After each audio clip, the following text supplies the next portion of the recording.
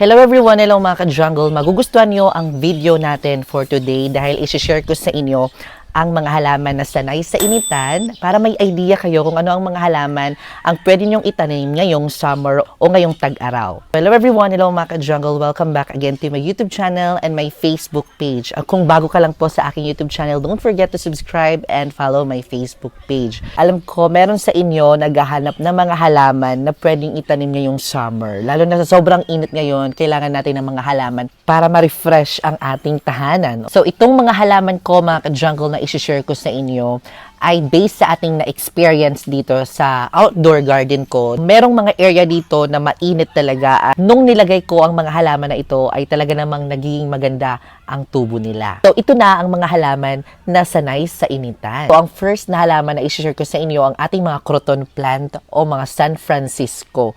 So familiar ba kayo sa halaman na ito? Ito yung magandang halaman at traditional plant na alam ko pag nakakita kayo ng mga ganitong halaman, it's something na reminds our memories, our childhood memories. O, diba? Kasi pag nakakita tayo ng mga ganitong San Francisco, maganda sila tignan at pang-outdoor talaga. Yes, mga jungle, pwede kayong magtanim nito sa outdoor, lalo na sa inyong harap ng bahay dahil napakaganda nito. Alam niya ng mga plantita at plantito natin o mga gardeners na ang mga San Francisco o croton plant ay magandang ilagay sa harap ng bahay dahil mas gusto nila yung full sun at sanay sila sa initan. Kahit sobrang init, hindi sila namamatay o hindi sila na lulusaw. Siyempre, kailangan lang natin diligan sila araw-araw kapag summer season. Meron tayong mga iba't ibang kulay ng mga variety ng mga croton plants at napakaganda. Itong mga halaman na ito, sinasabi nila, ito yung ginagamit after burol, yung nilalagay sa tubig at parang ito yung ginagamit para hugasan ang kamay natin kapag after burol. So ito yung mga pamahiin at included ito ng mga San Francisco o croton natin. Next naman na halaman na sanay sa initan na dapat meron tayo sa ating bahay at pwede nyo talagang tanim sa harap ng bahay ay itong ating mga tea plant. Yung mga tea plant mga ka-jungle. So nakalimutan ko lang yung scientific name niya.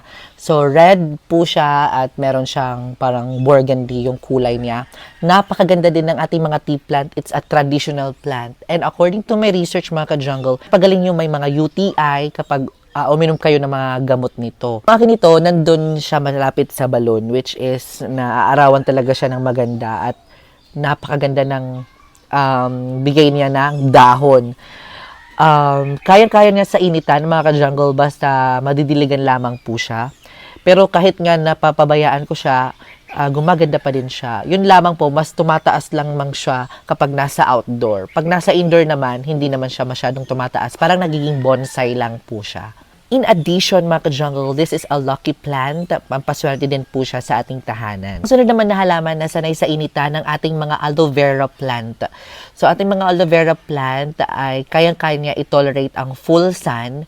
So, di ba, syempre, yung mga aloe vera plant natin is native sa mga desyertong mga lugar. O, yun pa lang, sanay na sila sa initan. Kaya naman, pwede nyong ilagay yan sa mga mainit na lugar. At gustong-gusto nilang mas lumalaki yung mga dahon nila. Very good for investment, mga ka-jungle. Dahil nga, kung meron kayong ektaryang lupa, pwede kayong magtanim ng maraming aloe vera. Dahil nga, itong mga aloe vera plant, parang ginagamit siya sa mga pampaganda.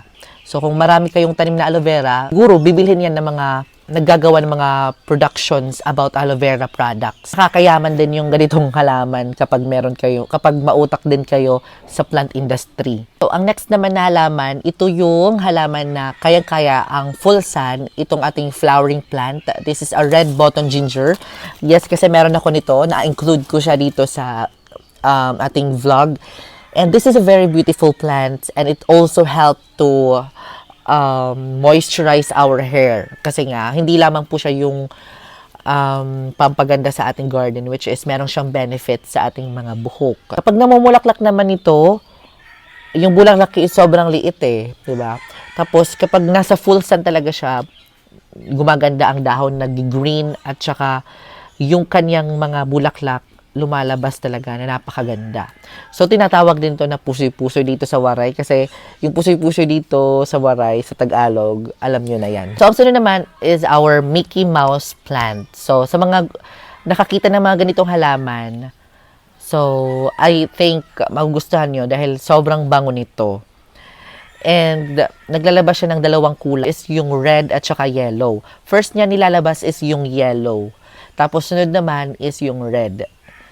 So, at saka kapag mag-matured form na yung halaman na ito, mas lumalaki siya at nagiging maganda para siyang puno. Pero pwede mo na din siyang i-bonsai, ilagay sa labas ng inyong bahay dahil mas gusto na yung full sun.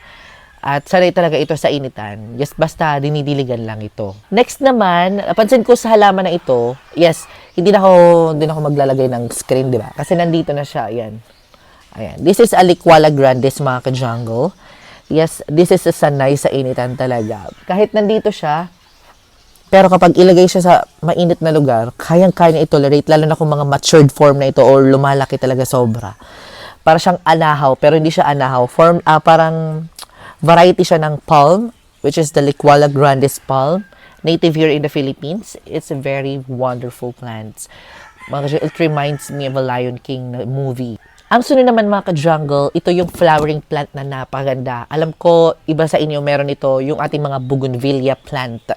So, yung akin hindi pa siya namulaklak, nandun siya. Hindi pa siya namumulaklak, mga ka-jungle, kaya nihintay ko siya mamulaklak ngayong summer.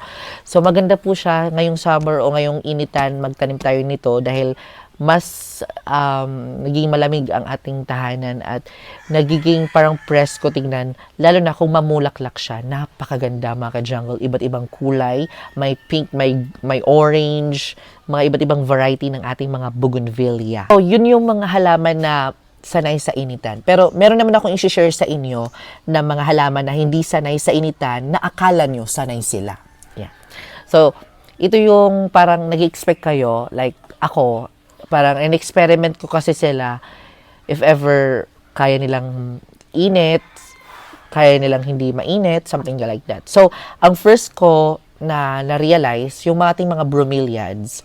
Yung ating mga bromeliads, akala ko talaga sanay sila sa mga mainit na lugar. Pero na-realize ko, nasusunog yung mga dahon nila.